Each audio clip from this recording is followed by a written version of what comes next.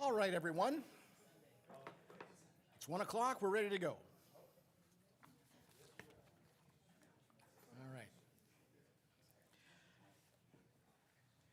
I'd like to welcome everyone, and I'm calling the meeting to order. I declare that we do have quorum. All of council's here, and Councillor Renwick is going to read the land acknowledgement. Thank you, Councillor Stone. I would like to respectfully acknowledge that we are on the traditional territory of the Anishinaabe under the terms of the Robinson-Huron Treaty number 61 of 1850 and the Williams Treaty of 1923. We commit to acknowledge, learn, educate, create opportunity, honor sacred places, and take action towards real truth and reconciliation in support of our commitment to walking the path together in respect, peace, and harmony for future generations. Thanks very much. I have a motion moved by Councillor Cloutier, seconded by Deputy Mayor Armour. Be it resolved that the Planning Council agenda dated July 12, 2023 be hereby adopted as printed and circulated. All in favor? And that's carried. Are there any disclosures of pecuniary interest? Seeing none. All right. I'd like to welcome everyone to the public portion of the meeting to consider applications to amend the Community Planning Permit Bylaw 2022-97 pursuant to Section 34 of the Planning Act. The procedure in the public meeting will be as follows. A brief explanation of the purpose and effect of the application and any correspondence received to date will be given by staff.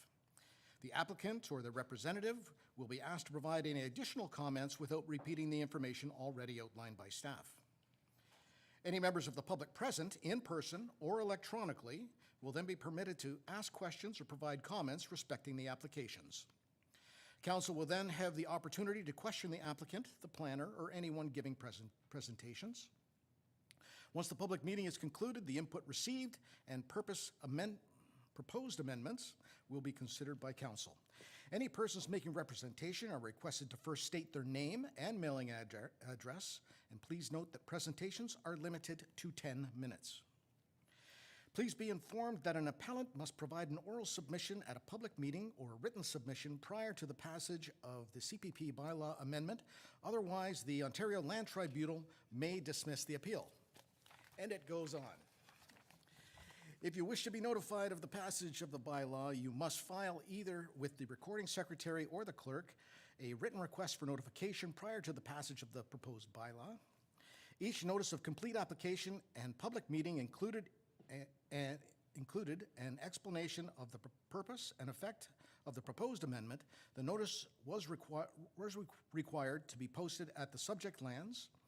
Notice was therefore considered to have been provided in accordance with the provisions of the Planning Act and applicable sections of the Huntsville Official Plan.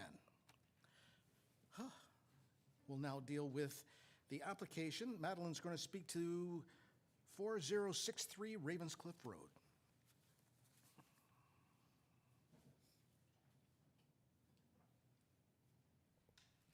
Thank you so much, Mr. Chair. Good afternoon, everyone. Through you, Mr. Chair, the subject property is located at 4063 Ravenscliff Road. The lot is designated waterfront and rural in Huntsville's official plan and is under the waterfront backlot precinct with a flood zone and natural constraints 2 overlay in the community planning permit bylaw. The applicant proposes to construct a 232 square meter single detached dwelling on the lot and convert the existing 74 square meter single detached dwelling into a secondary residential dwelling unit on the lot. The community planning permit bylaw amendment would change the precinct on the lot from a waterfront backlot precinct to a waterfront backlot with exception X precinct to permit a secondary residential dwelling unit as an additional permitted accessory use in the existing 74 square meter single detached dwelling on the lot. The property has an area of approximately 2.4 hectares with 15 meters of frontage on Buck River. The existing dwelling was constructed in 1954, and based on aerial imagery, the accessory structures were placed on the property sometime before 1970. The property is bound by Buck River to the north, Ravenscliff Road to the west, North Fox Lake Road to the south, and an unopened road allowance to the east. The waterfront backlot precinct permits single detached dwellings as of right in association with permitted accessory structures. However, secondary residential dwelling units are not a permitted accessory use on lots that are functionally and physically related to the shoreline of a water body greater than 8 hectares in area. Functionally, the subject lands appear to be similar in character to a rural backlot. In rural and rural residential zones, detached secondary residential dwelling units are permitted to a maximum size of 75 square meters. In this instance, the existing dwelling is 74 square meters. Lots are also required to generally meet the frontage and area requirements of the precinct in which they are located on in order to permit a secondary residential dwelling unit. In this instance, the subject property is deficient in both size and frontage. Physically, the subject lands are related to Buck River. A portion of the property closest to the Buck River is within the flood zone overlay. However, the applicants have confirmed that the existing dwelling is at an elevation greater than the minimum flood elevation for Buck Lake. Natural constraint mapping has identified sloping of 20 to 40% grades on the property. The proposed single detached dwelling has been sited in an appropriate location in relation to the sloping identified on the lot.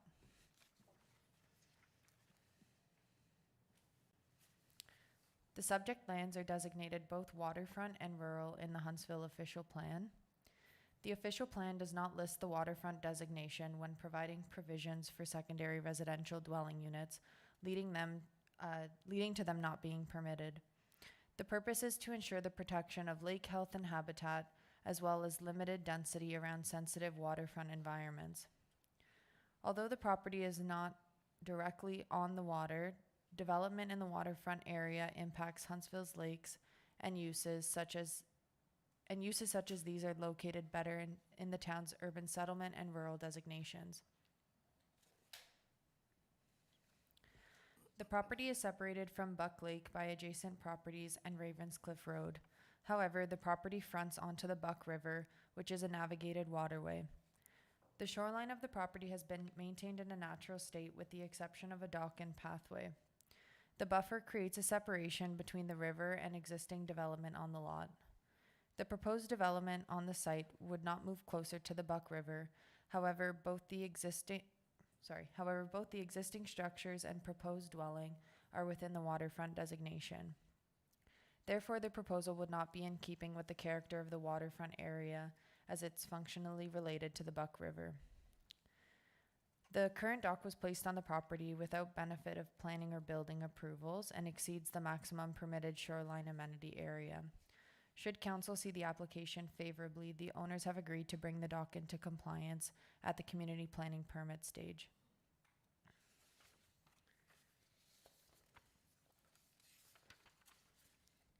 The application was circulated in accordance with the provisions of the Planning Act and the CPP bylaw. 3 letters of support were received by neighboring property owners and circulated to council prior to the meeting. District of Muskoka staff are unable to recommend approval of the application as they have provided comments noting that the Muskoka official plan does not allow secondary residential dwelling units within the waterfront designation. Their comments noted the protection of ecological features and functions of lakes, rivers, and shorelines, and ensuring that new development is reflective and compatible with existing low-density, single-unit residential development within the waterfront area. Comments also discussed that due to the topography of the area, the subject lands physically relate to the waterfront by way of visual impact. Through staff's review and analysis, the application would not appear to conform to the intent of the official plan, nor be consistent with the provincial policy statement, and therefore staff are recommending denial. Thank you for listening, and I'm happy to answer any questions if you have them. Thanks, Madeline. I'll call on the applicant or representative to make any comments.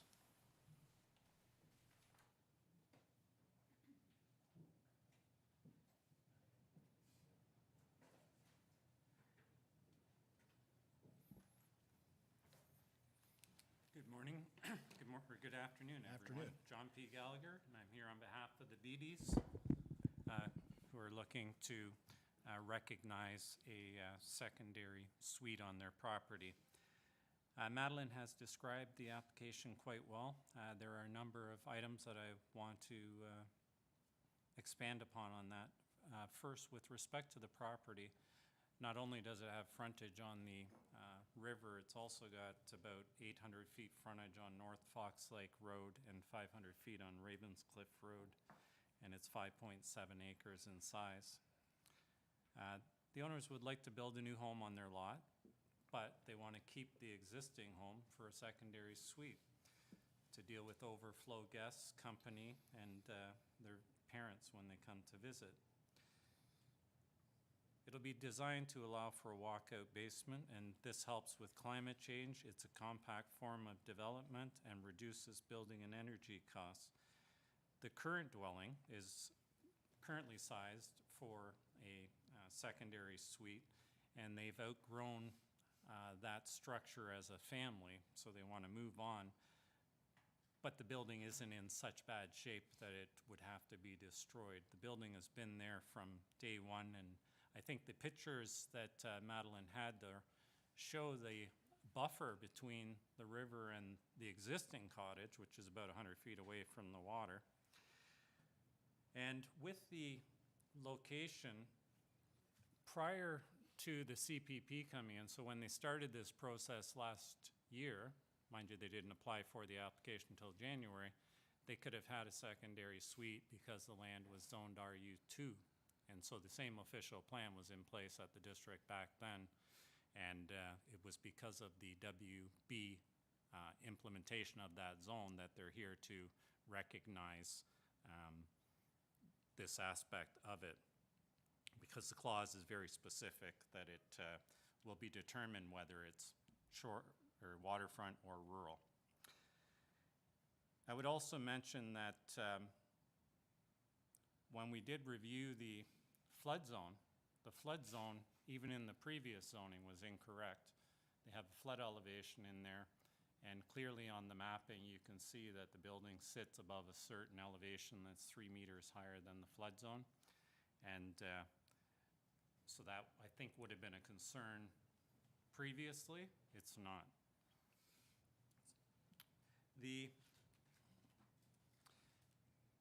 We did review the site as far as wildland fire risk, and there's nothing to worry about there.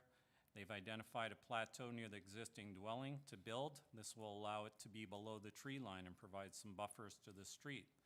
Minimal tree cutting will be needed for the building placement in the location shown in the CPP. The location will be set back further from the property lines. The existing building, in theory, could stay where it is and be converted to another use. Although not a formal community anymore, the hamlet of Ilfracombe is a small historic settlement area with older cottages, homes, and lots. The proposal is low density with a dwelling proposed for the existing property. The old home would become a secondary suite. With regards to on the first page of the staff report, although it says proposes to construct a 232-meter single detached dwelling, when you start breaking down the building footprint of habitable space, we're 32 by 32 with the new building. We have garages and carports that aren't included in the habitable space coverage. The lot fronts on a year-round maintained road. There's an existing entrance that we would be using. There's ample room for a new septic system. The existing system is functioning. It'll see a reduction in use because if it's just for the visitors and guests. The size of the property is large enough to support a secondary suite, and the reason I say that is because last year it was. Nothing had changed other than the zoning.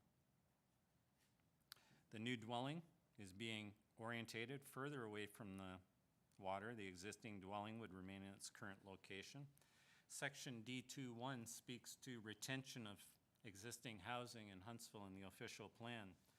The town's existing housing stock represents a significant component of smart value housing. To promote its retention in instances where it's not required, the housing should be maintained and updated to reflect the standards in energy conservation. the retention of existing rental would be promoted as important smart value housing. The idea to keep a small dwelling for the accommodation of guests, or in the future if someone were to rent it out, makes sense given the current situation in housing in Muskoka. As I said before, the property will be serviced by well water and septic, which is the preferred option here. In my opinion, it would not make sense to remove a structure that's currently housing people. The building has outgrown the family, but that is not a reason to tear down an okay building and continue it to be residential. The impact of the zoning is not detrimental to the abutting uses. The use of residential in this area is historically consistent, and we've provided letters of support from the neighbors that they have no objection. It's my professional opinion that the application is consistent with the PPS by dealing with issues of placement to avoid environmental, to avoid floods, which is a major priority with the province in their PPS, and we're well above the floodplain there. The finished floor of the existing place is probably about the same elevation as the bridge going over the creek there, right adjacent. Finally, the new building will be built to the newest OBC fire codes in its construction, which provides the highest energy efficiency. It'll allow an existing local family a chance to move up without having to move their whole lives and build on a property that they currently own, which itself contributes towards affordability. In reviewing the zoning on the lands, the historic zoning was RU2 and NR along the river. It was noted that the NR was placed without regard to the contour elevation. This was carried over in the CPP. The WB has now zoned it waterfront back lot with some flood along the river. Avoidance of the flood zone is achieved through building placement above the flood elevation, and it would meet all other setbacks. It is clear in the review that the NR and the WPB was imposed incorrectly. If the owners are aware of impending change of property rights, they would have exercised their right to secondary sweep by applying for a permit quicker. It's my professional opinion that the proposed amendment is consistent with the PPS, conforms to the district and the Huntsville official plan, meets the regulations of the CPP. The effect of the application would save an existing housing stock and provide another opportunity for housing in a historic settlement area. The application is submitted and appropriate and represents good planning. I'd be glad to answer any questions, and I think my client just wanted to say a couple words from a personal note. Thank you. All right, if the client wants to mention something quickly, if they would.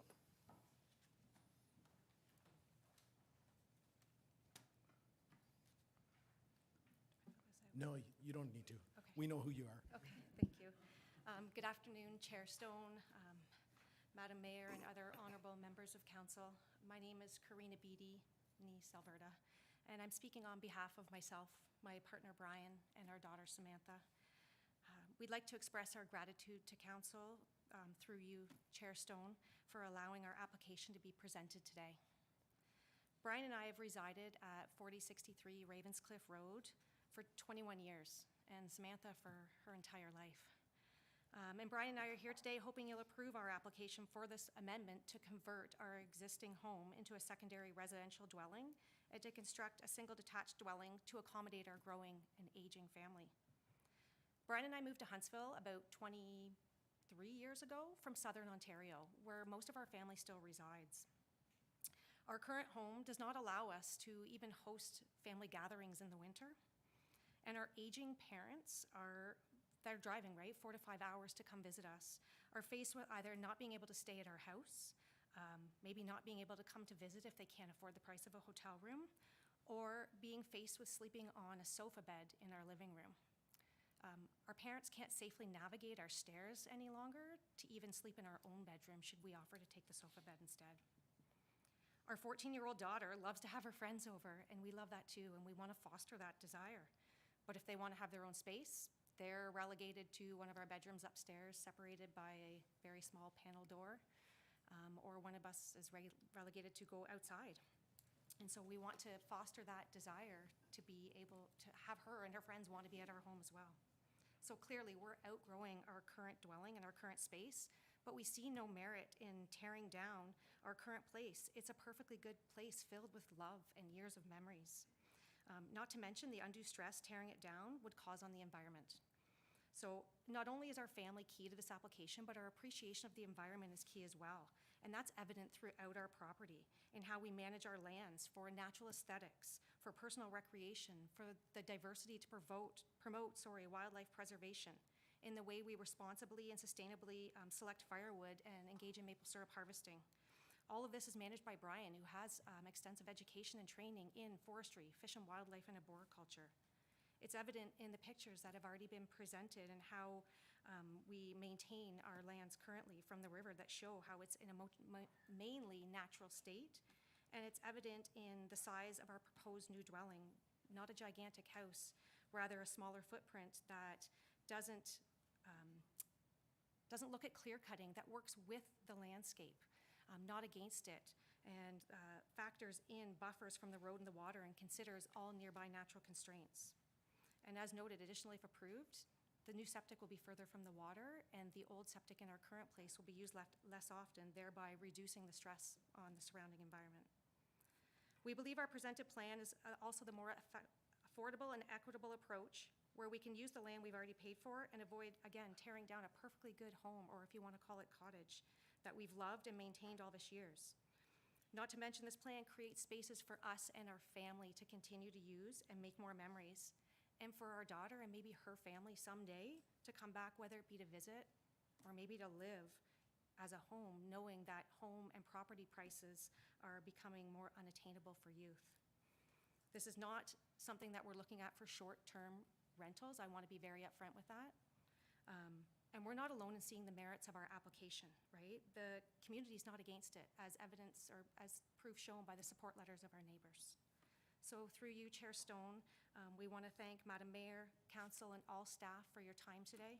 And we want to reaffirm our hope that you will approve our application. Thank you very much for that. I'm going to go ask the public that are present if anyone would like to speak to this application. Nobody's jumping up. I will ask if there's anyone online who would like to make any comments. You'd need to use your electronic hand to let us know. Chair Stone, I see no hands raised. Thank you very much. Then I go to council. Councillor Cloutier. Through you, your mayor, or councillor, sorry, chairman. I'll get the other. You're somewhere in there. I agree with the application. I think it's a great thing that a family doesn't have to uproot, be able to build on their own property on a fair-sized chunk of property. And you did answer one question that I had, whether you were going to Airbnb the existing places. I hope that you wouldn't, but I also wouldn't mind if you end up doing if you had to put a full-time renter in there, because we do need that. But I certainly do not want to see another Airbnb. But I do have a question on the schematics, there's 2 existing buildings that are outside the property line. What is, John, if you can answer that, what is the future of those 2 buildings that aren't on the property? Because I'm just afraid if we approve this, and if anything happens down the road, they're going to say, well, it was approved the last time. I think through Go ahead, you- John. Yeah. Sorry, through you, Chair Stone. Just let me find the drawing here. You're referring to down Yes, here? yes, those 2. So those structures were there when they bought it. years ago on the road allowance, and they continue to be on the road allowance. It's not impacting anyone. It does happen where they have had them before. Okay. They wouldn't be allowed to rebuild it if it were to come into disrepair. And, yeah, so they've been there for years and not on their property. It's on the adjacent lands. They didn't build them. They were there when they came. Okay, so what's the future for us going ahead in this situation? So I'll ask Madeline to speak. If we were to approve this, would there be any issue with those buildings? Thank you, Chair Stone. So, yeah, just to reiterate what John had mentioned, because of when they were constructed, they technically have like legal non-complying rights. But if they were to come down, then they're within the road allowance. So it may be that if the owners do want that space, they could look at possibly purchasing the road allowance, or we can look at them further, but, Go ahead, John. Just wanted to add one thing.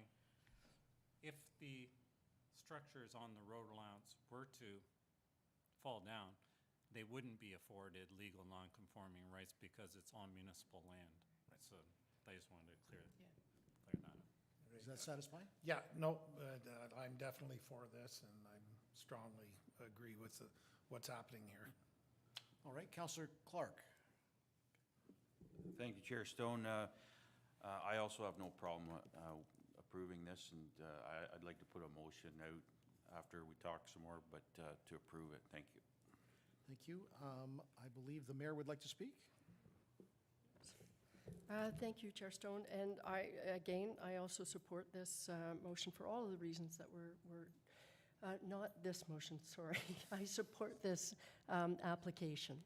And I believe this is one of those, and I'm not putting words in your mouth, Madeline, but where you're constrained by, the policies that we have in place. So there are lots of reasons why I think it's a good application. I don't need to belabor all of the points that were raised. Makes sense. I couldn't bear the thought of tearing down a perfectly good house. And I think one of the things that I wanted to highlight is, Madeline, you made reference to under our policy development on the waterfront, and it's looking at cumulative effects of one after the other. And to me, this is somewhat different because we're not talking about the development that's closer to the waterfront. It's further back. And we're not touching the one that's nearest the water. So in fact, I think the environmental issues that were raised are good ones. So I also support the proposed amendment, which is to support the application. Councillor Renwick. Thank you, Chair Stone. I didn't think you saw me there, but thank you. You caught me off guard. I too would support this motion, this application, and the motion that Councillor Clark has put forward. My question, just even though we're going ahead, if we go ahead with it, there's no discussion of percentage of lot coverage for an application like this, because that was never brought up. Is it not an issue in this case, leaving the building there? thank you, through you, Chair Stone. I had that thought earlier today, just to do some of the calculations, not that it was a concern because of the size of what's being proposed in the property. But just some numbers that I have here. The current primary coverage is 0.3%, and the proposed would be 0.9%. So an overall would be 1.3%. So it's very minimal, yeah.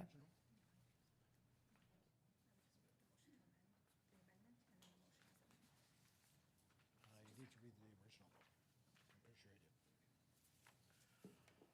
Councillor Schumacher. No worries, I was waiting for you there, Chair Stone. Yeah, I concur. I would totally agree with this. I guess for myself, growing up in a small community in Utterson, that's sort of what I saw growing up, is families kind of living together on one property, and that was sort of my goal when I came into council, is how can we make that happen again? And I'm looking at you, and I think Samantha, by the time she's old enough to own her own home, may not be able to in this community. So to have an opportunity for her to maybe stay on your property and stay in this community, because it's a great community, and if we have opportunities for young people to live here and grow here and work here, I'm totally for that. All right, I see no more hands. I'm going to read the original motion. Moved by Councillor Fitzgerald, seconded by Councillor Clark. Be it resolved that Planning Council deny Community Planning Permit Amendment Application CPPA 04-2023 HTE, changing the precinct on the lands from a waterfront backlot precinct to a waterfront backlot with exception precinct to permit a secondary residential dwelling unit as an additional permitted accessory use in an existing 74 square meter single detached dwelling on the lot. And there is a motion to amend. So moved by Councillor Clark, seconded by Councillor Cloutier. Be it resolved that the following word be deleted, deny, and that the following word be inserted in its place, approve. So, any discussion on the amendment? All in favor of the amendment? And that's carried. Now, all in favor of the original motion as amended? Thank you. You're all getting your exercise today.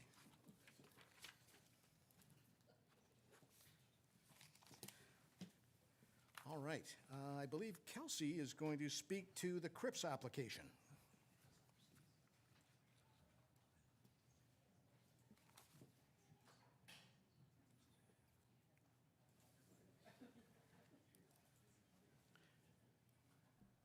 Whenever you're ready. Great, thank you. Good afternoon, everyone.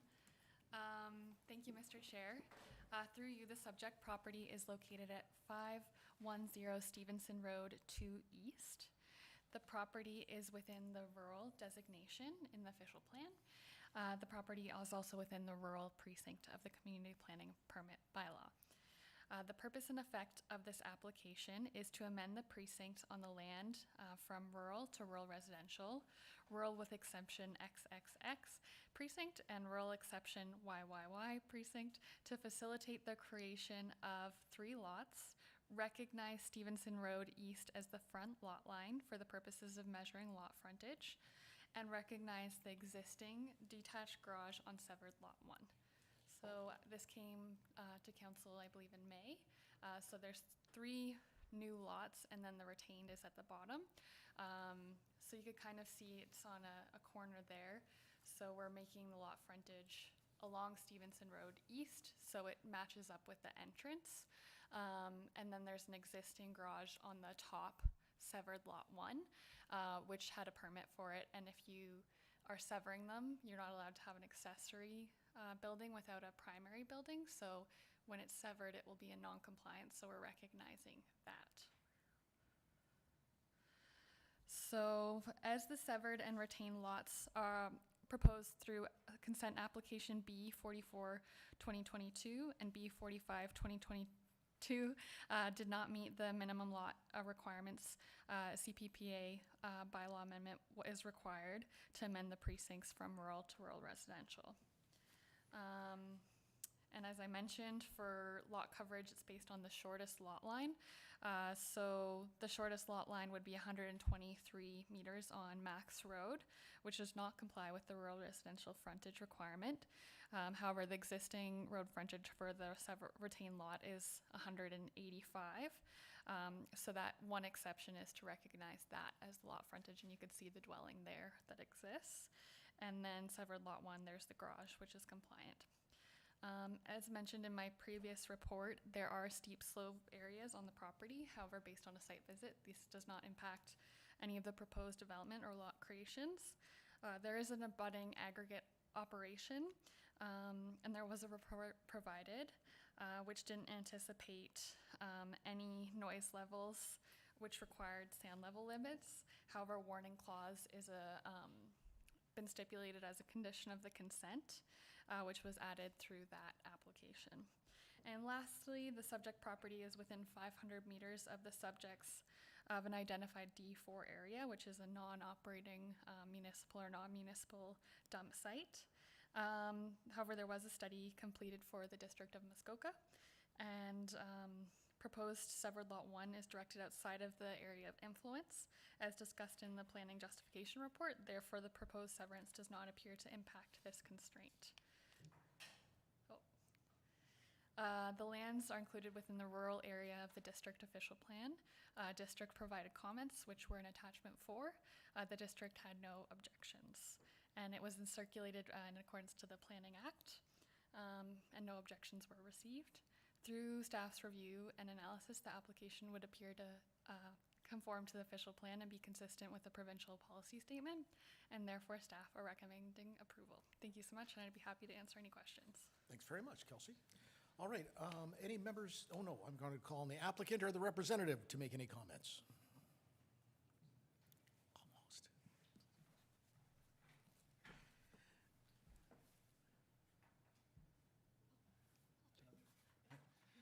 Good afternoon, Chair Stone, Madam Mayor, and Council. I'm Rob Green with Tulloch Engineering. I'm here on behalf of Tony Cripps, who's the owner of the property, who's seated behind me.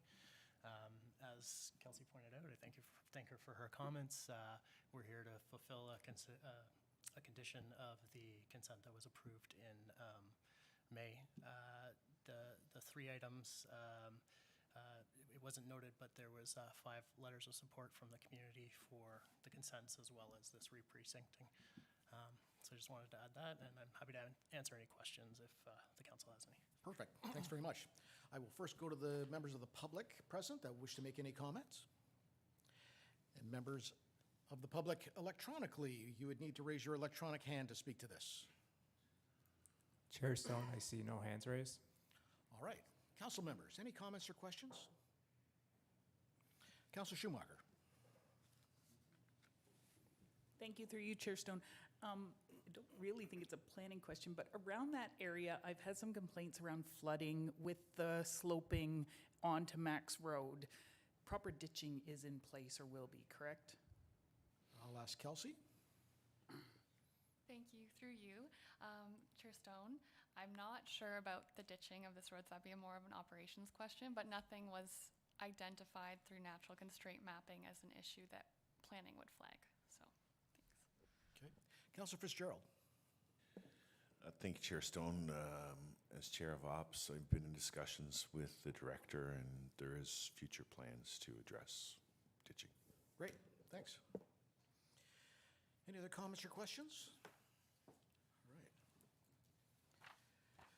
Moved by Councilor Morrison, seconded by Mayor Alcock. Be it resolved that the Planning Council approve Community Planning Permit Bylaw Amendment Application CPPA 05-2023 HTE, changing the precinct on the lands from a rural precinct to a rural residential precinct, rural residential with exception precinct, and rural residential with exception Y precinct to permit the creation of 3 rural residential lots with exceptions as follows. Exception X, to recognize Stevenson Road 2 East as the front lot line for the purpose of measuring lot frontage. And exception Y, recognize an existing 152 square meter detached garage as a complying accessory structure. Comments or questions? All in favor? And that's carried. All right, moving on. Kelsey, you're speaking to the Bigelow application at 229 Sinclair. Great, thank you. Thank you, Mr. Chair. Through you, the subject property is located at 229 Sinclair Road. The property is within the rural designation of the official plan and is within the rural and flood zone precincts with a site-specific exemption RU1 0471 and flood overlay. The proposed severed lot would have a minimum area of 2 hectares and 134 meters of frontage on a year-round maintained portion of Sinclair Road. The retained lands would have an area of approximately 1.7 hectares and 146 meters of frontage on Sinclair Road. Further, the lot creation would require an extension of the maintained municipally maintained portion of the road and dedication to the town of Huntsville, if included, to permit the upgrade and construction of a new plow turnaround. Oops. So, the rural precinct requires a minimum lot area of 4 hectares and a minimum road frontage of 134 meters. As the proposed severed lot does not meet this area requirement, a CPP amendment is required to change the zoning or the precinct from rural to rural residential, which allows for a 2-hectare property. The municipally maintained Sinclair Road currently does not extend as far as the frontage. You could see on this mapping where the road ends and where it would need to be extended. And the extension of the road is recommended as a condition of approval, provided the road is constructed to the town's satisfaction and is assumed for year-round maintenance. The proposed lot would be compliant. There is, however, an official plan policy which states the following: rural residential development that requires the construction of new public roads is not permitted with the exception of minor extensions of an existing public road, generally less than 100 meters in length. In this instance, the extension would exceed 100 meters. However, staff are of the opinion that the proposed severed lot will be compliant with the official plan standards and will increase frontage of the retained lot. Therefore, the extension can be supported. Additionally, no further consents would be feasible as additional lots would not meet the rural residential standards. There is floodplain and wetlands and a stream shown on the property. Development of the severed property would not appear to affect these natural constraints as they're at the rear of the property. The stream also is to be at the northwest corner of the proposed severed lot, which would require a 30-meter setback. Based on the area and depth of the proposed lot, there appears to be ample room for residential development. However, further relief would be needed if development was closer than 30 meters to this feature. And this is existing development on the property. The lands are included in the rural area of the Muskoka official plan. The district provided comments which are attached in attachment 4. The district had no objection to the application. The application was circulated in accordance with the Planning Act and the CPP bylaw. Through staff's review and analysis, the application would appear to conform with the intent of the official plan and be consistent with the provincial policy statement, and therefore staff are recommending approval. Thank you so much, and I'd be happy to answer any questions. Thanks very much. I'll call on the applicant or the representative. His representative is coming. Good afternoon again. John P. Gallagher here with Brent Bigelow, the owner of the property, with his wife Rebecca. I think Kelsey has laid out the application well. It describes accurately what the proposal is. A few points that I would add to that. The lot size itself, although the direction of the OP says 10 acres for rural, it does allow the option of 5 acres for rural residential, which this is. I also agree with Kelsey's discussion around having a location to build, not having to deal with the constraints given the size of the lot.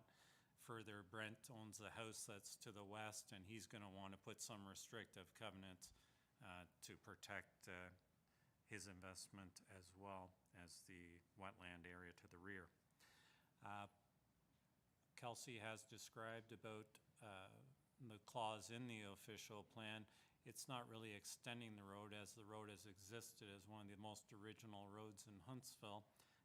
Although seasonal in nature, the road has been there for many, many years. And the benefit the application will have is that the construction and upgrade of that very good seasonal road will be at Mr. Bigelow's expense. And afterwards, he will be entitled to service. However, there'll likely be some new assessments coming in there that the town will benefit from the tax revenue from those as a whole. We would support staff and their recommendation and ask committee to approve the application as it meets the OP, District OP and PPS. Thank you. Thank you. Members of the public present in person that would like to speak to the application? Seeing none, electronically, anyone that would like to speak to this? Chair Stone, I see no hands raised. Thank you. Council members, Councillor Cloutier would like to ask a question. I just have one question. So the Strano Construction has a pit at around whatever. So the gate, who owns that gate? From my, sorry. Go ahead. Through your chair, my understanding is that the gate isn't right on Mr. Strano's property line. He actually Yeah. has it out onto the road, and I believe, correct me if I'm wrong, but has Mr. Strano put the gate up? Okay, so is that gate gonna be moved back, or It would have is to be Mr. Bigelow moved moving to the east boundary of where Mr. the- Bigelow's, where the turnaround, Where the and new that's the turnaround. other thing, there will be a new turnaround, which will help improve the town's maintenance program. That's not a very big turnaround there right now, really. That's correct. So, but, okay, no, I saw the gate in the pictures. I didn't know whether it was gonna be moved down further. So that road allowance that goes past now, if this is approved, who owns, like, The municipality has owned it for years, and it's a seasonal road. The one that goes and turns north, that's private.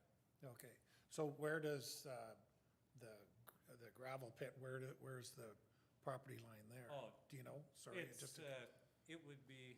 it doesn't come, like, the gravel It's pit's in past behind the gate. creek, Yeah, right? it's past the gate Yeah, okay, further, I've and been then in the there actual before. pit's beyond that. Yeah, okay, all right. Okay, no, I was just wondering about the gate, the movement of the gate. Yeah, thank you. Kelsey? Thank you, through you, Mr. Chair. Yes, the gate is not permissive on the municipal road allowance, and a large swath of that going east is the municipal road allowance, so it would have to be removed or moved onto private land if it's still to be in place. Sorry, it'll eventually be moved to the end of the turnaround, is that what your It's- intentions are? Through you, Chair Stone.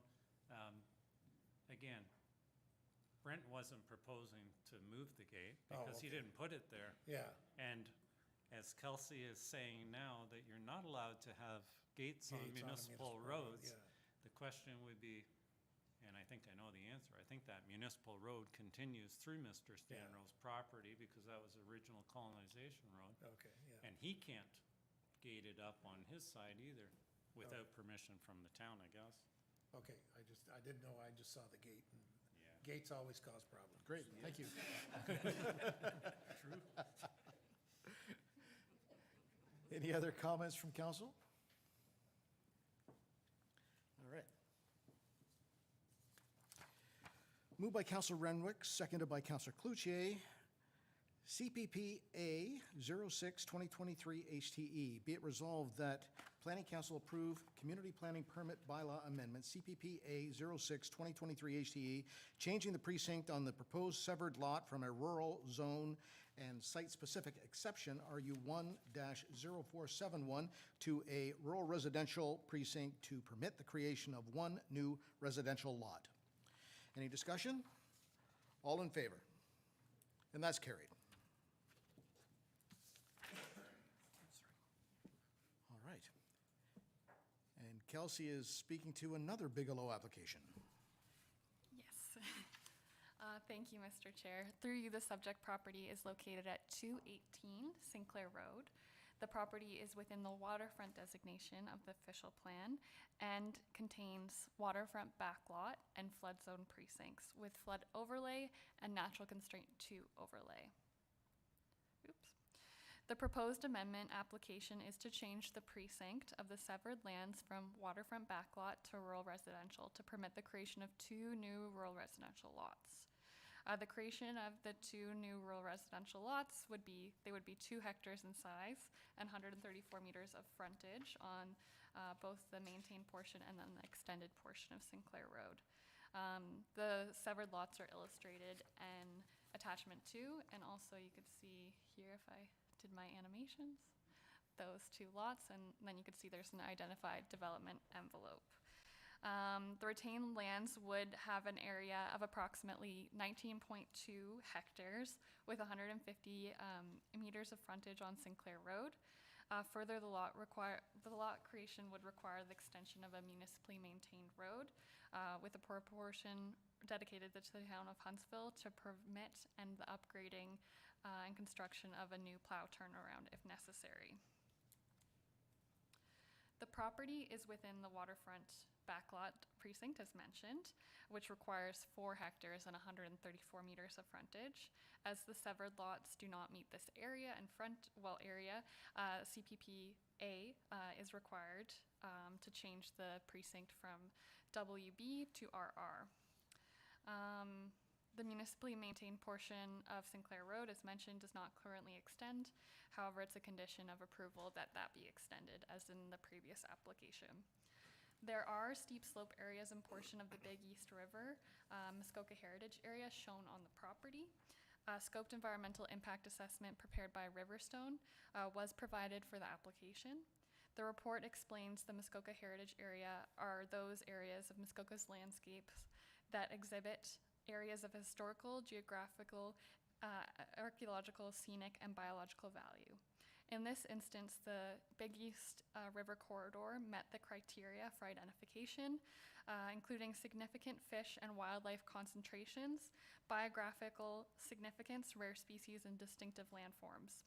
The assessment noted that the property lacks these unusual features and is representation of these landform types that would warrant protection, and concluded that the severances would not increase any local notable disturbances. Therefore, the author of the assessment concluded no negative impacts are anticipated. The noted assessment also details 2 slope categories, and you can kind of see the slopes in this picture and as you go up to the property. Severed Lot 1 contains 2 slope areas of less than 25%, which would be appropriate for development. And Severed Lot 2 is more constrained but contains appropriate areas adjacent to the end of the proposed driveway, and those were identified on the sketch. The assessment also details mitigation measures to be implemented on the severed lands, which include setbacks and vegetation retention. A condition of a 5126 agreement is recommended to ensure that these are carried out through a CPP permit. The lands are within the rural and waterfront designation of the Muskoka Official Plan. District provided comments, which were attached to the report. They did not object to the application, provided the recommendations are implemented and appropriate development control techniques are followed through. The application was circulated in accordance with the CPP bylaw and the Planning Act. Through staff's review and analysis, the application would appear to conform to the intent of the official plan and be consistent with the PPS, and therefore staff are recommending approval. Thank you, and I'd be happy to answer any questions. Thanks very much. Mr. Gallagher. Thank you. I'll try and keep my comments brief. Try. I think Kelsey has surmised the application well. We are proposing to create 2 rural residential lots on the south side of the same Sinclair Road. What you don't see on the drawings is about the midpoint, there's a definite break between the river down here and Sinclair Road. And so by identifying those envelopes on the severed lots, we've tried to keep it down off the hillside into the plateaus so that it blends into the natural tree or the natural tree line and grades. And as well, any construction, the house would be well below the tree line on that. Mr. Bigelow is having his own cottage on the retained parcel. He's not intending on selling it. And with that, again, he already had an approved site plan on it, and he's not proposing anything new with regards to that. So we did try and orientate away from the river on our lots and size them accordingly to meet or exceed the lot area requirements of the RR. I'd be glad to answer any questions should you have any. Thank you. Perfect, thanks. Any members of the public, either present or electronically, that would like to speak to the application? I see nobody jumping up. Anybody online? Chair Stone, I see no hands raised. Thanks very much. Council members, comments or questions? Councillor Renwick. Thank you, Chair Stone. Just a quick question for John, or maybe for Kelsey, on the drawing of the 2 separated areas, the 2 designated areas, there's a hatched area in there. Is that where the proposed dwellings will go? Yes. Okay. And that road that runs between, obviously that's a road, the proposed road would go through the applicant's property. It's an existing trail through the driveway already, Thank you, yep. but it will be a legal right-of-way. No other comments or questions? Moved by Councilor Schumacher, seconded by Councilor Fitzgerald. Be it resolved that Planning Council approve Community Planning Permit Bylaw Amendment Application CPP A07 2023 HTE, changing the precinct on the proposed severed lots from a waterfront back lot precinct to a rural residential precinct to permit the creation of 2 new rural residential lots. Comments or questions? All in favor? And that's carried. All right. Now that all comments have been received, I declare these public meetings respecting the above applications to be concluded. We will now move on to the non-public portion of the meeting. And Kelsey's still in the hot seat. Thank you. Yes, this is a bit of a marathon today, but we'll get a break in August. So great. Well, thank you again, Mr. Chair. Through you, the subject property is located at 433 Evergreen Trail. The property is within the waterfront designation of the official plan and within the WB Waterfront Backlot Precinct and Waterfront Residential 60-meter Precinct with site-specific exception RU2 1811 and natural constraint 2 overlay. The purpose and effect of this consent application is to create 1 new waterfront residential lot. The proposed severed lot would have approximately 1 hectare with 156 meters of frontage on Mary Lake. The proposed retained lot would have an area of approximately 33.5 hectares and 20 meters on Penfold Lake, a frontage on Penfold Lake Road. So you can see here the sketch, which shows the severed portion. Oops, and I didn't put an animation, which has a small portion of WB, but it's majority WR1. The retained portion of the property is within the WB precinct with a previous site-specific exemption, as mentioned. The site-specific exemption states the minimum frontage requirement shall be 20 meters on a year-round maintained road and 320 meters on an open road allowance. So that lot would be in conformity. The WR1 precinct requires 1 hectare of area and 60 meters of water frontage, with approximately 1.05 hectares and 155.65 meters of frontage on Mary Lake. The severed lot would be compliant, and the WB section would also be compliant.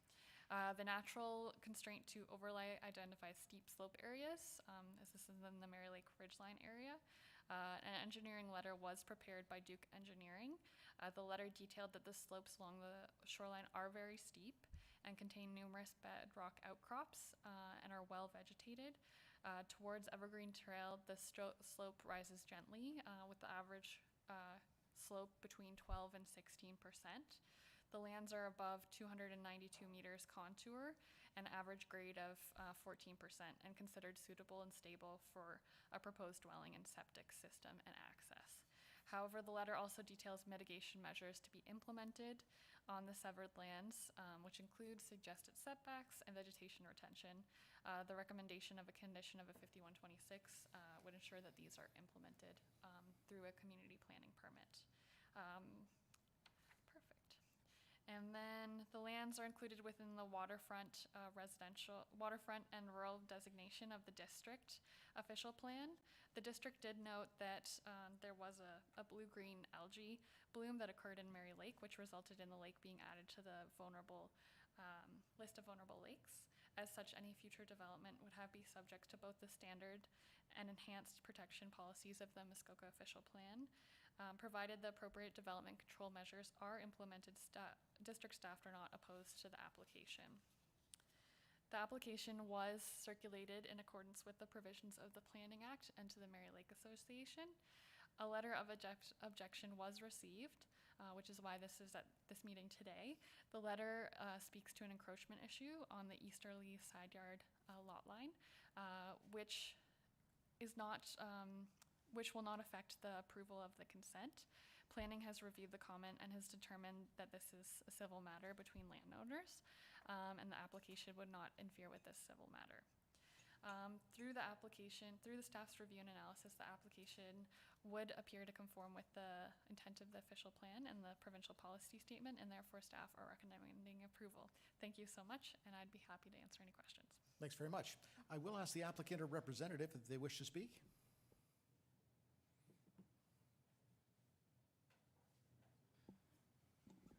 Thank you, Chair Stone. Through you, my name is Graham Heisinga, planner with Tulloch Engineering, 80 Main Street West, Huntsville, Ontario, P1H1W9. I'm here on behalf of Doug Snell, the property owner, who's also in attendance here today. First off, I'd like to thank Kelsey for her work on this file and for being so accommodating, as there were some amendments made to the application on the fly, so I appreciate her being so accommodating with those changes. I would agree with the conclusions that staff reached here. What's before you today is essentially a fairly straightforward consent that will create a compliant lot. There were, through the initial discussion with staff, it was noted that the slopes may be an issue, so the Duke Engineering was retained to commission a slope stability study for the property. We did locate a nice, relatively flat in comparison to the rest of the property area that would be suitable for a building and septic envelope, and that building and septic envelope is well back from the water and from the ridge line that's established through the Mary Lake Ridgeline policies in the official plan. So it's a suitable development lot. It has development potential for a dwelling and septic system in a typical fashion of shoreline residential uses. I'd be happy to answer any questions that staff might have or committee might have about the proposal. So thank you for your time. Thank you very much. We do have a deputation, a Sherry Waldlock. Is she online? Oh, you're here. Please come down.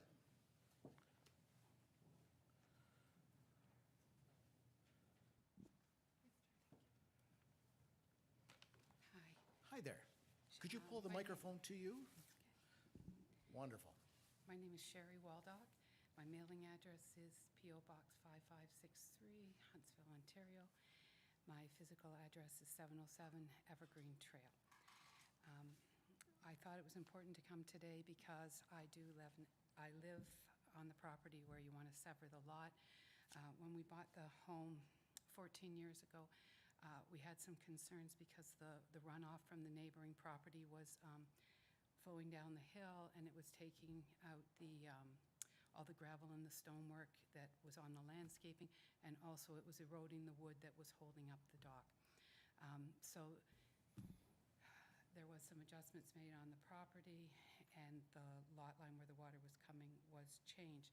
So we've been on the property 14 years now, and we didn't know there was any issue with encroachments until 2 years ago, when the Snells made a decision to get a survey done, and they want to sever the land.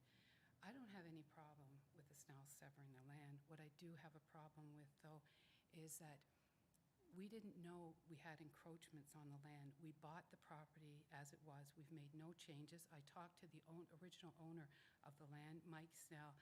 He told me him and his father actually put that road in, and they put the culverts in. So what the Snells are saying is that the culvert, which would divert the water, we did fix it, but we didn't change it.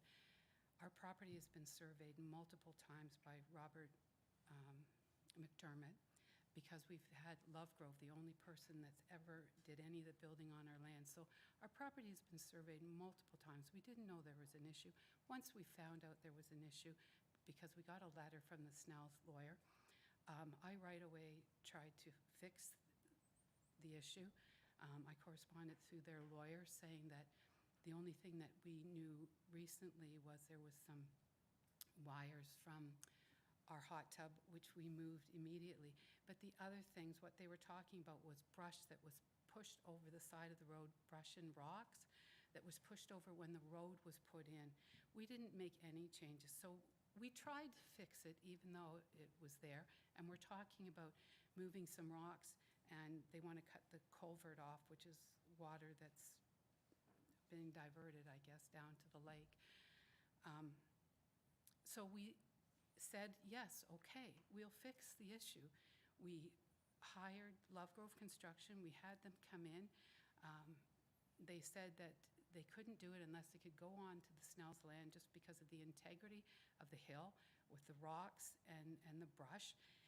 The Snells said we could do it with a big overarm. I had the contractor come back again, Lovegrove. He said to me, no, it can't be done properly that way.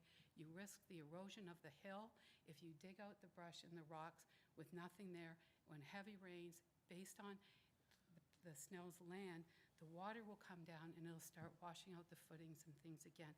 So I made every attempt to try to work with the Snells through the lawyer, and then not through the lawyer because the lawyer said the Snells didn't want to pay for it anymore, but because of my relationship with the Snells has been not very positive, I didn't want to deal with them directly, so I asked them to continue to go through the lawyer that they initiated, and or to go through Lovegrove, and then that way I didn't have to do it, but we could fix what they were saying encroachments, which is brush and some rocks, and I've never heard back from them. So yes, I am objecting to the lot being severed because my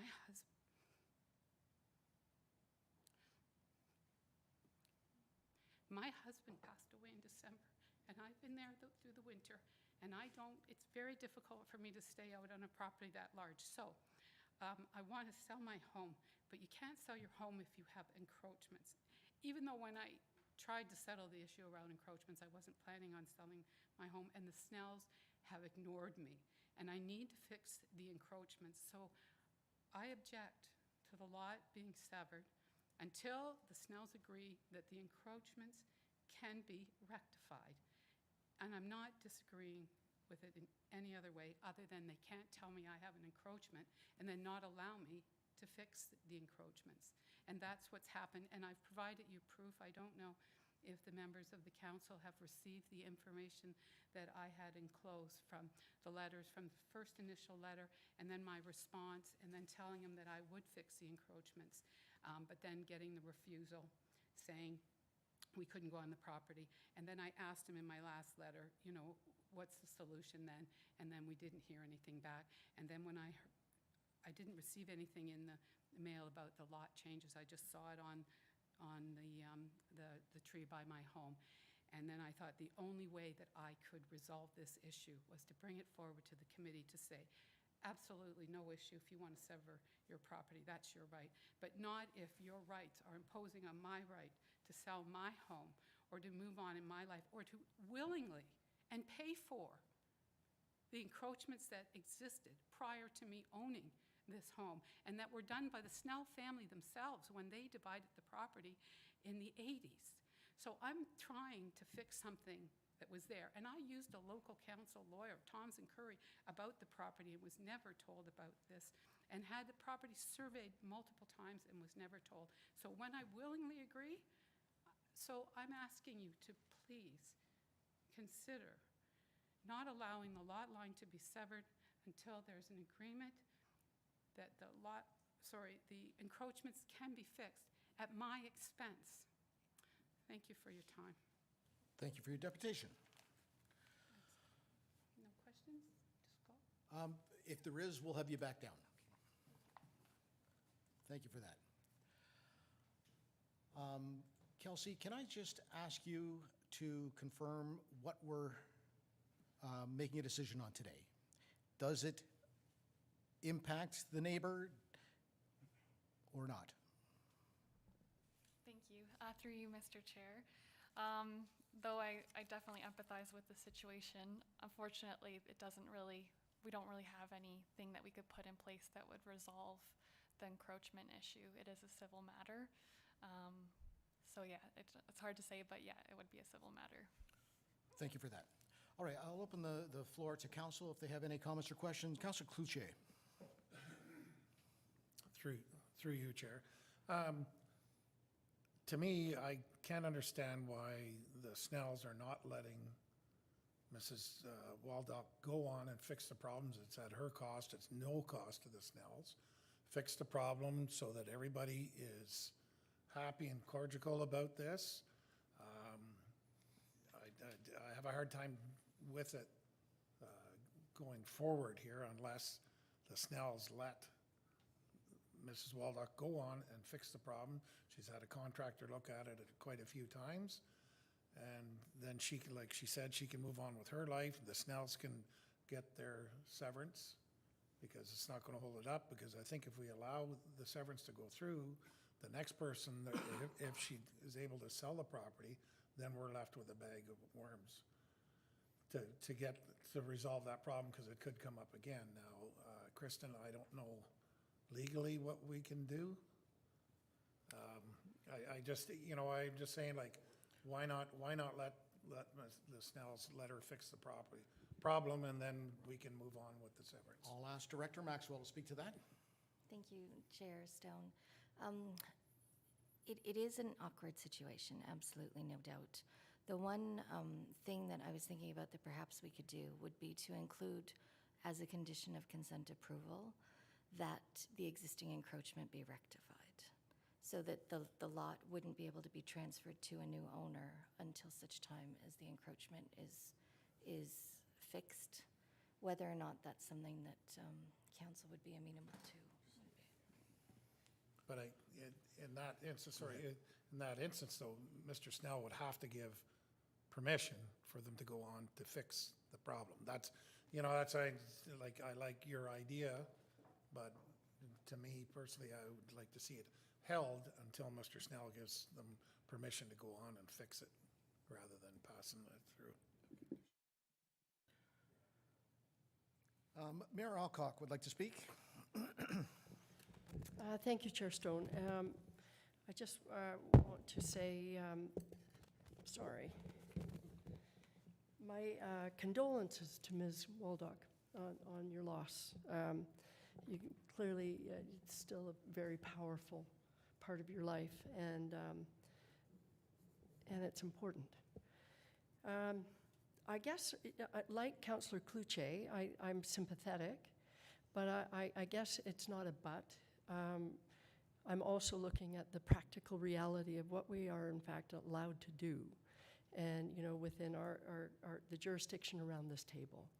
And you know, our planning advice is that the other issue is a civil matter, and I think that if the director feels that it is within our jurisdiction to put we approve conditional on the easement issue being sorted out, then certainly I would support that, because it recognizes that there is an issue. And I know Mr. Snell is here. I'm sure that he, you know, heard the response from his neighbor, and my guess is would like to sort this out so that she can move on with her plans.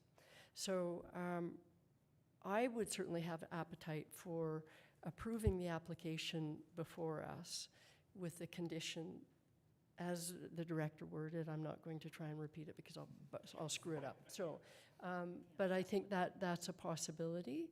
But I think that our planning advice is that under our planning legislation, they feel that we can support what's before us.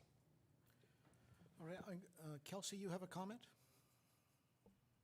Yes, thank you, Mr. Chair. Just as a comment, the time to fulfill the conditions is 2 years, just as a point of context. So until that condition is fulfilled, the lot wouldn't be created. And if it doesn't happen within that 2 years period, the consent would lapse.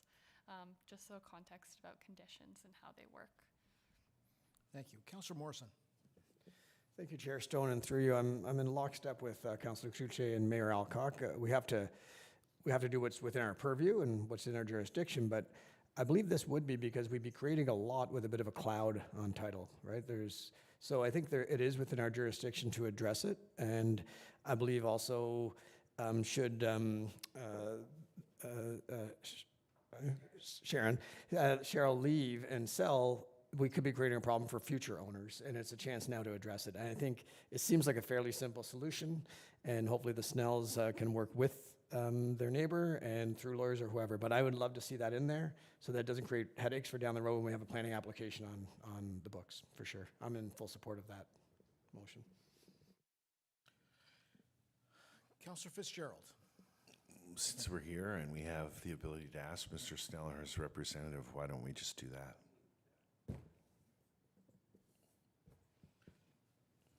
Mr. Huizinga? Mr. Snell, please come down.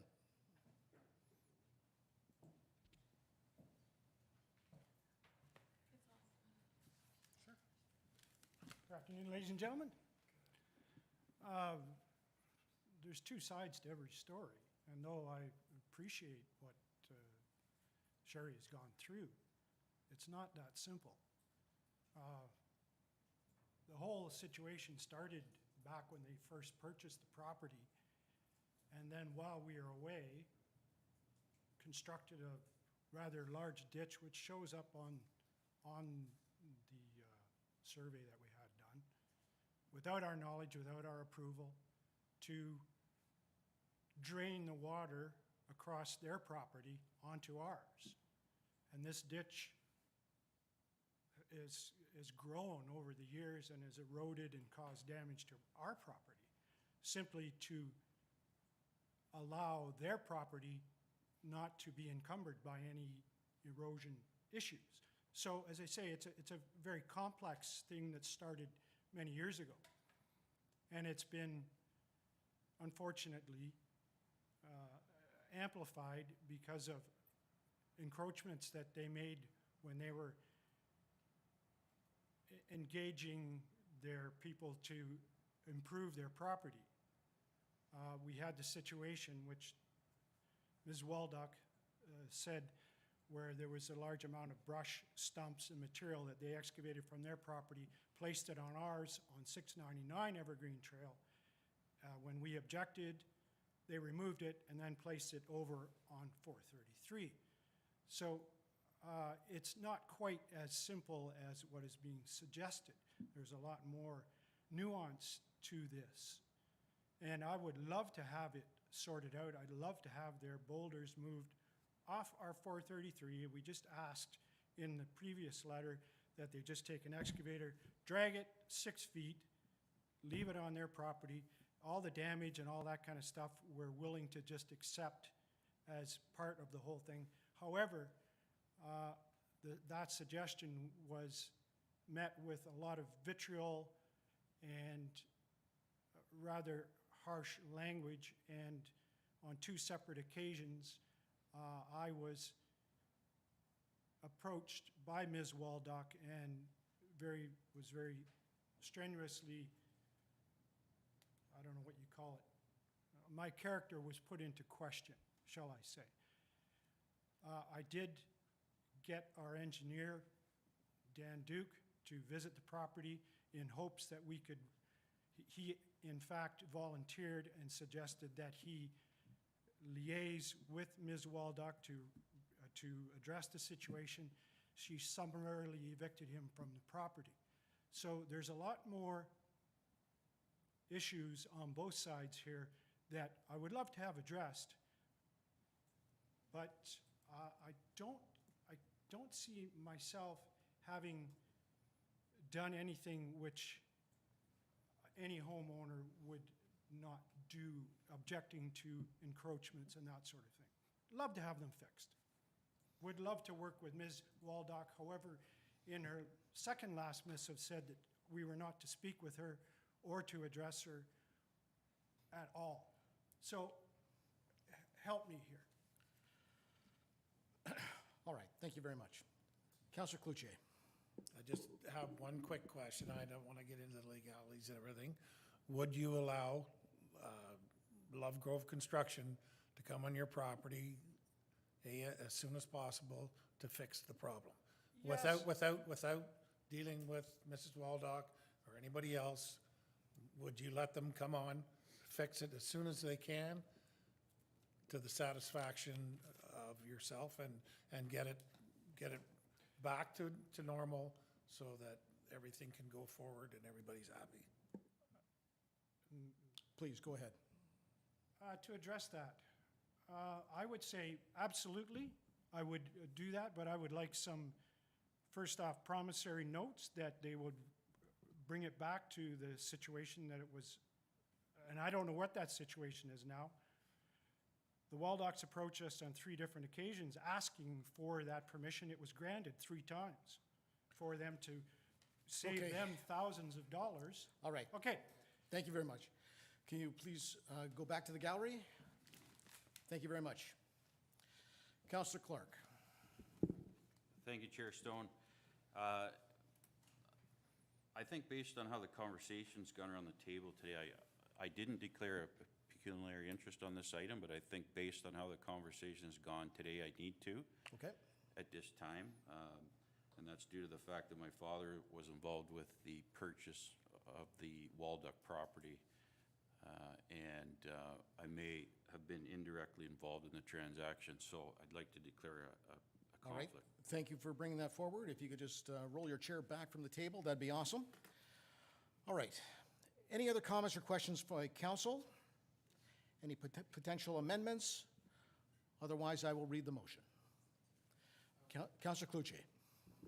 I'd like to make a motion for that the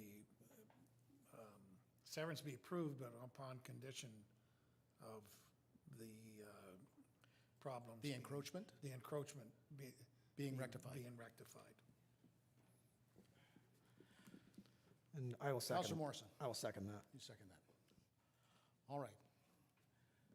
No, I'm afraid not, Mr. Snell. Councillor Schumacher. Well, can we address it so that it's both parties are acceptable to the encroachment piece? So it's not just one side or the other. If he needs boulders moved, she's moving boulders. If this needs to be, whatever that piece needs to be, both parties have to be agreeable. Exact, yes, yes. Councillor Morrison? And to that point, Councillor Schumacher, there's a benefit to both parties, right? The one party gets to sell their home and move on, and the other party gets the severance they want, and a cloud is taken away off title. So it's a win-win-win, and it gives incentive to get it done. So I think it's great.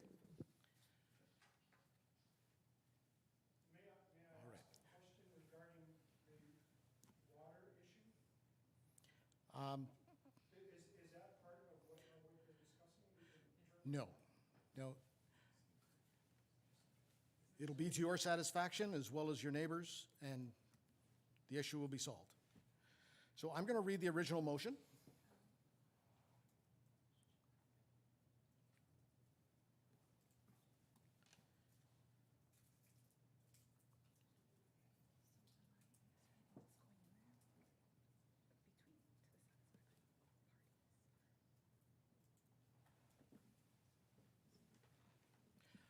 We're going to take a 5-minute recess while we try and sort out the paperwork here.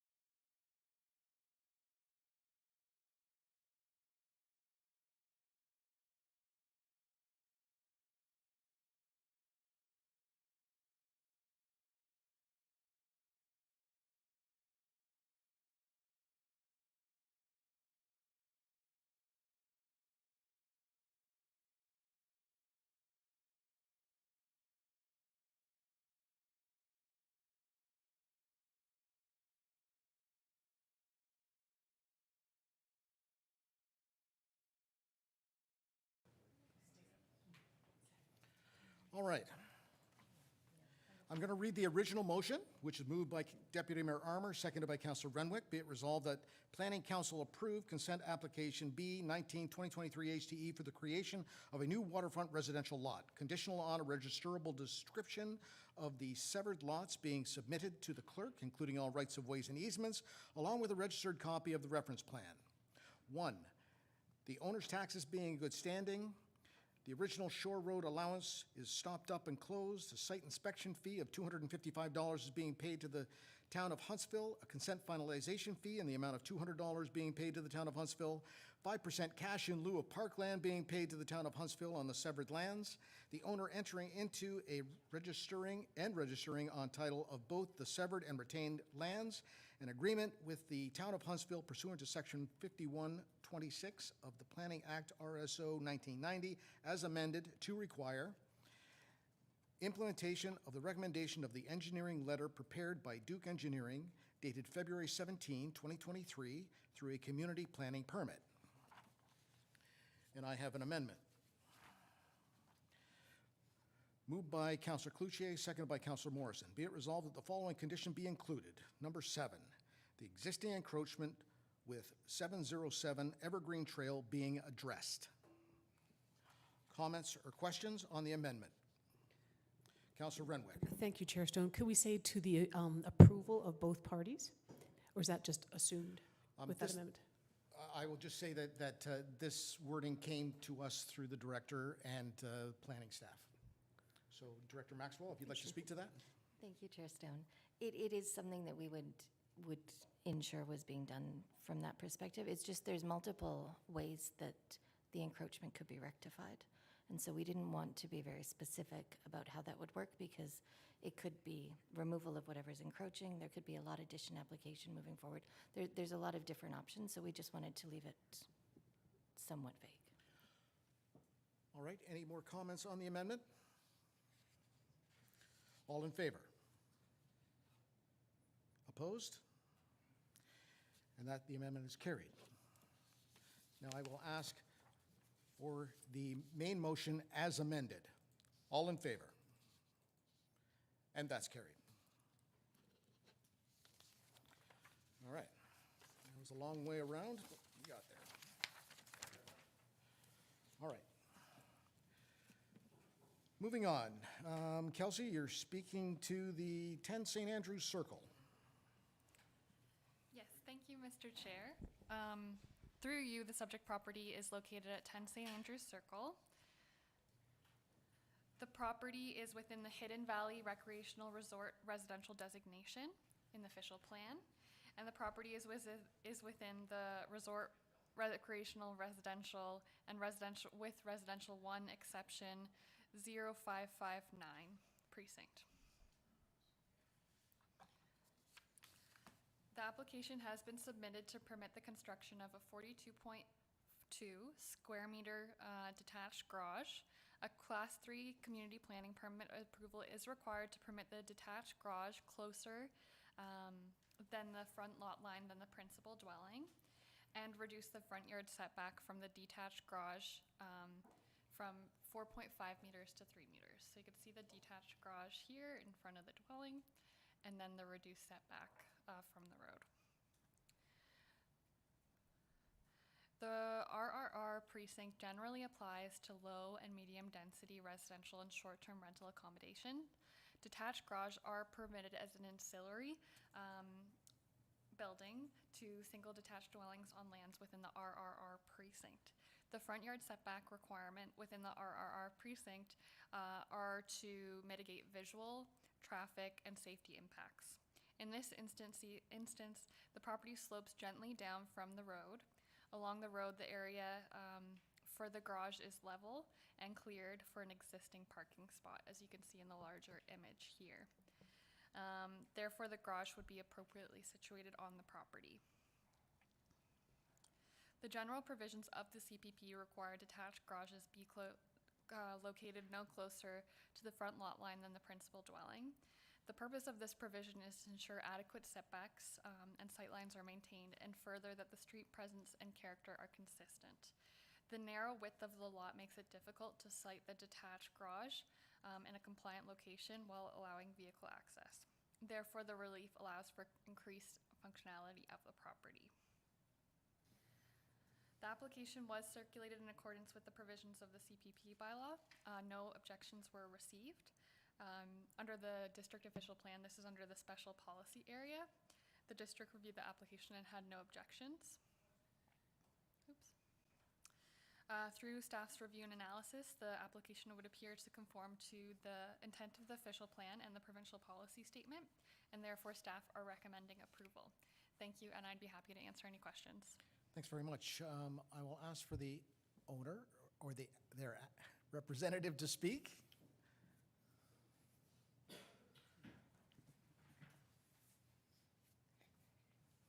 Welcome. Hello, everyone. Chair Stone, esteemed members of the council, thank you so much for being here and for your time to review or consider this application. Kelsey, thank you so much for the presentation. I have nothing to add to it, and I'm happy to answer any questions. Wonderful. Thank you. Then I will turn it to council members for any comments or questions. Councillor Morrison. Thank you, Chair Stone, and through you. I don't have a problem necessarily with this application, but I will say, Kelsey, you and the rest of the planning staff, your reports are so thorough, I rarely have questions. They're really, really good reports, and which is rare for me to not have questions. But the only thing I wonder is, are you concerned at all about allowing a garage to be this close and having more applicants come forward? Is it something that you're concerned about, or is that something you're comfortable with? Kelsey? Thank you. Through you, Mr. Chair. There have been several applications on this road and St. George Street that have had similar reliefs been requested, and there's no precedent within planning decisions. But just based on the constraints of these lots with the side yards, it's happening more often, and we feel like it's kind of become kind of characteristic of these sites. And obviously it's a case-by-case basis, and in this case we see it as appropriate. In other cases we've seen it as appropriate. So yeah, I guess that's all I'll say to that. Thanks. Would any vegetation screening be appropriate or not? Thank you for the question, Mr. Chair. There is quite a lot of vegetation around the site that is to be retained, and you could clarify that. I was thinking of doing a vegetated buffer along the road, but in terms of entry of the car, that would be prohibitive. So we're under the understanding that existing vegetation would be retained. I don't know if you had anything to say to that, or? No, and, That's right. I'm going to go to Director Maxwell. Thank you, Chair Stone. I was just going to mention as well that there was a previous minor variance that was approved for all of the lots in this subdivision that allowed them to have a 0-meter setback for a parking area from the street. So if it's a garage or a parking area is almost the same thing in some instances, but that's why it's difficult for staff to now say, yeah, we want to change things in that regard.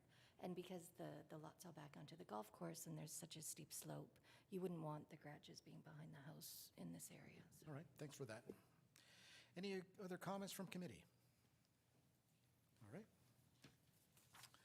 Moved by Councillor Clark, seconded by Councillor Schumacher. Be it resolved that Planning Council approve Community Planning Permit Application CPP 59-2023 HTE, the purpose and effect of which to provide relief from sections 2.4.8 and 4.3.4 of the Community Planning Permit Bylaw 2022-97 as amended, a Class 3 council variation. 2, permit the construction of a 42.2 square meter detached garage to be located closer to the front lot line than the principal dwelling on the lot, and reduce the front yard setback for a detached garage from 4.5 meters to 3 meters.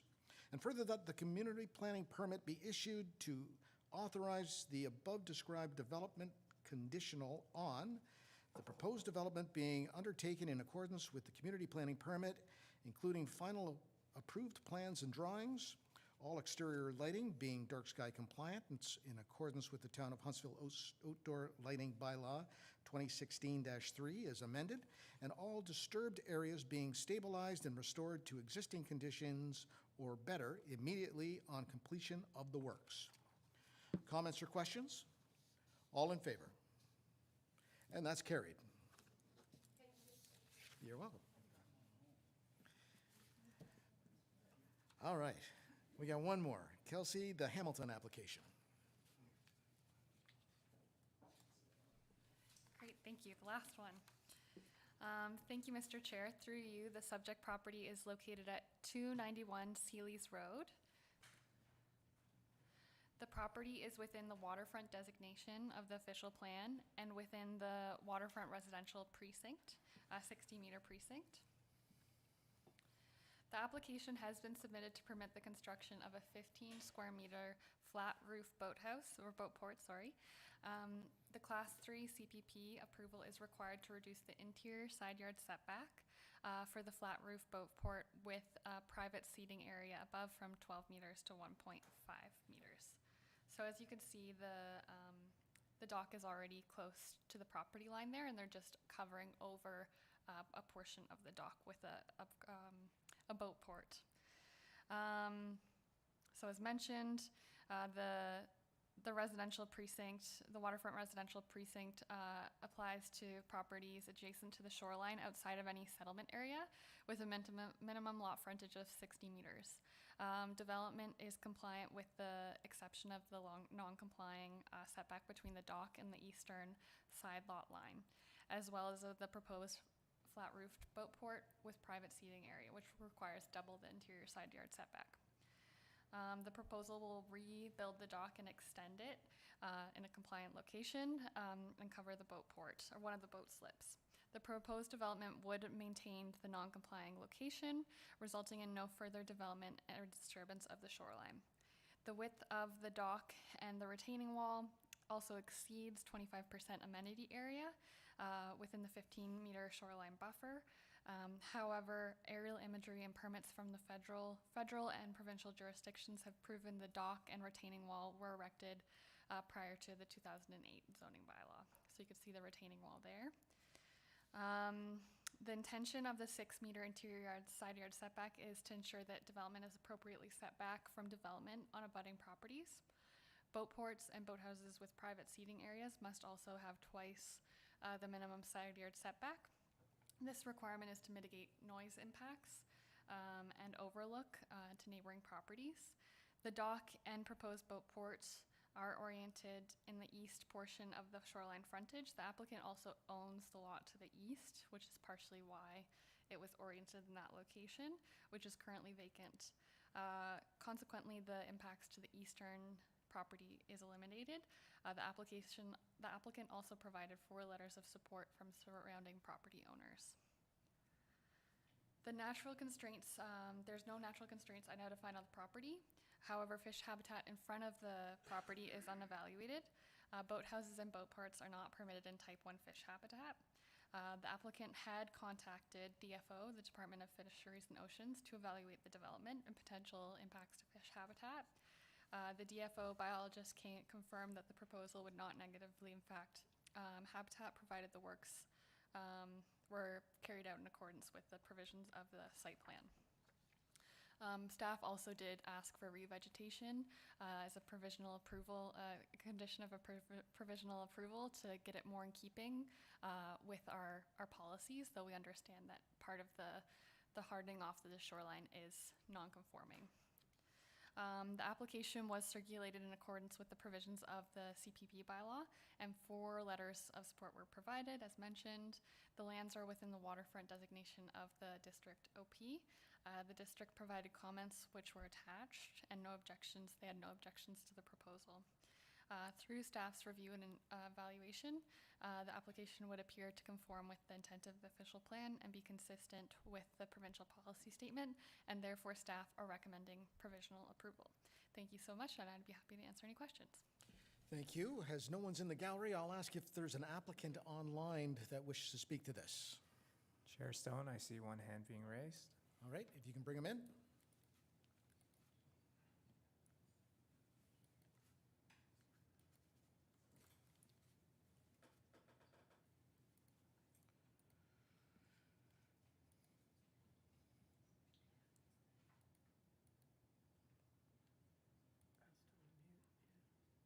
Hello.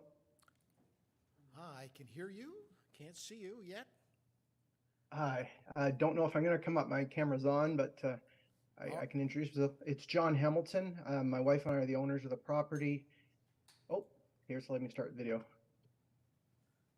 That's all right. We can hear you. Go ahead. Great. My wife and I are the owners of the property as well as the adjacent property. And I just, I think it's been a very consultative process with Kelsey and staff. We learned through this process lots of things. So just happy to address any comments or questions. The only point I'd make about the property next to it, not only is it a vacant property, but it's 50 feet of shoreline, so it would never be built on under any of the rules that Huntsville has. It's our side yard, but it happens to be zoned, or not zoned. It's a separate deeded lot. That's the only point I would make. But it's ours and it can't be developed anyways. So. All right, perfect. Stick with us in case there's questions. Thank you. Council members, any comments or questions? I'm seeing none. All right, moved by Mayor Alcock, seconded by Councillor Morrison. Be it resolved that Planning Council provisionally approve Community Planning Permit Application CPP 36-2023 HTE, the purpose and effect of which is to permit the construction of a 15 square meter flat roof boat port and provide relief from sections 2.4.8 of the Community Planning Permit Bylaw 2022-97 as amended, to reduce the interior side yard setback for a flat roof boat port with private open sitting area from 12 meters to 1.5 meters, conditional on a final site plan drawing being prepared to the satisfaction of the town, including a revegetation plan, the owner entering into an agreement with the town to be registered on title to the lands, including provision of financial securities to confirm that the development and shoreline buffer revegetation are in accordance with the final approved site plan, and further that, upon the above conditions of provisional approval being fulfilled in accordance with the subsection 1.17 of the Community Planning Permit Bylaw 2022-97 as amended, a Class 3 community planning permit be issued conditional on the proposed development being undertaken in accordance with the community planning permit, including the final approved plans and drawings and provisions for the revegetation of the shoreline buffer, all exterior lighting being dark sky compliance in accordance with the Town of Huntsville Outdoor Lighting Bylaw 2016-3 as amended, and all disturbed areas being stabilized and restored to existing conditions or better immediately upon completion of the works. Comments or questions? All in favor? And that's carried. Wow, that was good work today, guys. You have to read that? Oh, okay. Okay, moved by Councillor Cloutier, seconded by Deputy Mayor Armour. Be it resolved that Confirmation Bylaw 2023-77 be received, numbered, and read a first, second, and third time, and finally passed this 12th day of July 2023. All in favor? And that's carried.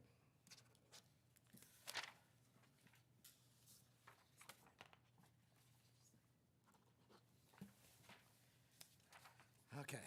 Moved by Councillor Fitzgerald, seconded by Councillor Clark. Be it resolved that we do now hereby adjourn at 2:46 p.m. All in favor? And that's carried.